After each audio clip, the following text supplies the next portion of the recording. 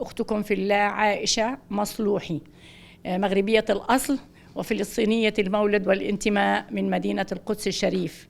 لا زلت والحمد لله والمنة لله أعيش في القدس في البلدة القديمة قريبة جدا من أحد أبواب الأقصى الشريف. الحمد لله رب العالمين. يعني نحمد الله إحنا على نعمة البقاء والثبات على أرض فلسطين الحبيبة وفي القدس الشريف بالتحديد، فالحمد لله رب العالمين، هذا فضل من الله.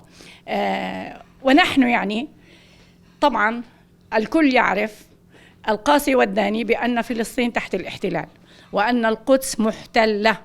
يعني لا نريد أن نبرئ بأن القدس تعيش في حالة أمان ورخاء وسلام، لا، القدس لا تعيش هذا الوضع، خاصة أن يعني الأحياء العربية نحن تحت الاحتلال، نحن تحت نير الاحتلال، ولكن الحمد لله الفضل لله في بقائنا.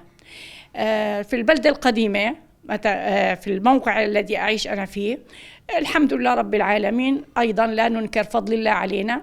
هناك يعني مساجدنا، هناك دكاكيننا، هناك رياض الأطفال، ولكن كله تحت يعني قبة هذا الاحتلال.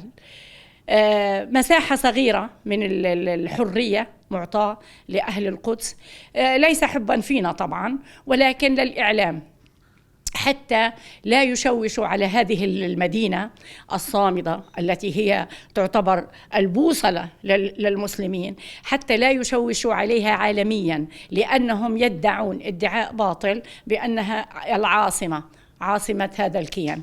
فلذلك يحاولوا قدر الاستطاع أن يكون الوضع هادئ، وإن تكن يعني أحيانا في ساعات محدودة ينقلب الوضع وكأنك تعيش في سكنة عسكرية، بين الحاجز العسكري والحاجز العسكري تجد حاجز، والكل يعني يطلب منك أن تبرز هويتك، البطاقة الشخصية التي تحملها ومكان سكنك، وهذا يعني وضع غير مريح أبدا، هذا غير مريح الوضع.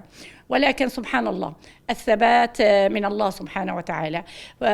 يعني الوضع الاقتصادي أيضا يعني ضعيف، لأنه إحنا لا نملك إقامة مصانع لنا خاصة فينا أو مؤسسات كبيرة منتجة، لا يسمح بها، وخاصة في القدس الشرقية.